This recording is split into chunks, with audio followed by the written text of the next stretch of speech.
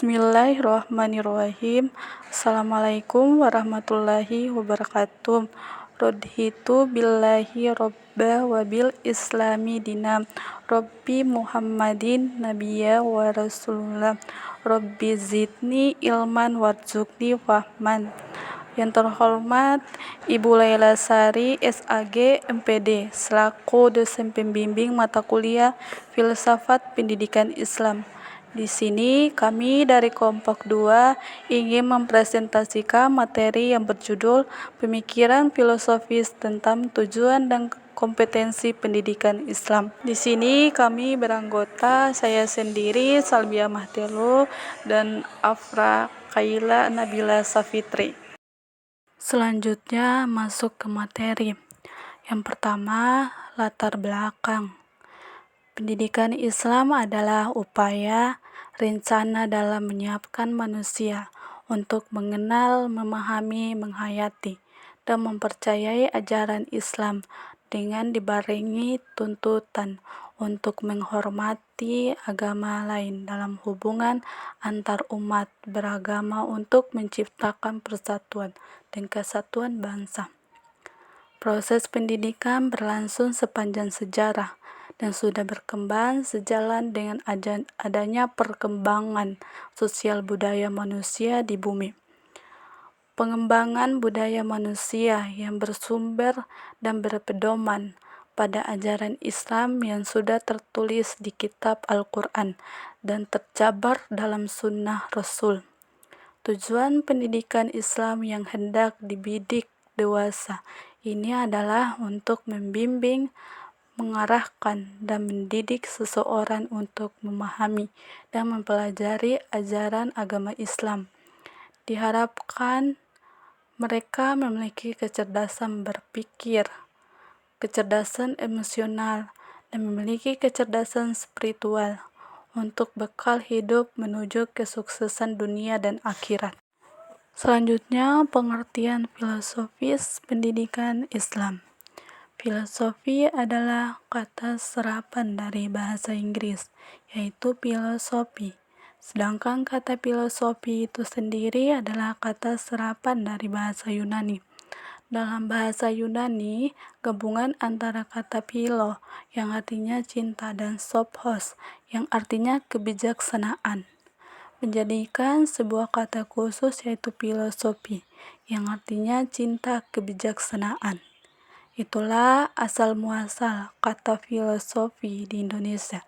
Jika didefinisikan lebih lanjut, filosofi dalam Kamus Besar Bahasa Indonesia, filosofi atau filsafat adalah pengetahuan serta suatu penyelidikan dengan menggunakan akal budi mengenai hakikat tentang segala yang ada, sebab, asal, dan hukum itu sendiri. Menurut Islam, pendidikan merupakan corak hitam putih perjalanan hidup seseorang. Di dalam ajaran Islam telah menetapkan bahwa pendidikan merupakan salah satu kegiatan yang wajib hukumnya bagi laki-laki dan perempuan dan sangat dibutuhkan seumur hidup. Kedudukan tersebut secara tidak langsung telah menetapkan pendidikan sebagai bagian yang tidak terpisahkan dengan hidup dan kehidupan umat manusia. Dalam hal ini, seorang Dewi berpendapat bahwa pendidikan sebagai salah satu kebutuhan hidup, sebagai bimbingan, sebagai sarana pertumbuhan. Sumber pokok dasar pendidikan Islam. Yang pertama, Al-Quran atau Kalamullah. Al-Quran sebagai kalamullah yang mencakup segala aspek persoalan kehidupan manusia dalam berinteraksi dengan penciptanya sesama manusia dan alam semesta yang merupakan persoalan mendasar dalam setiap kehidupan manusia. Al-Quran memiliki gagasan mendasar yang amat luas dalam berbagai bidang kehidupan manusia yang semuanya dapat dan harus dijadikan sebagai landasan dasar utama dalam mengembangkan pendidikan Islam. Kedua, Al-Sunnah Al-Sohihah.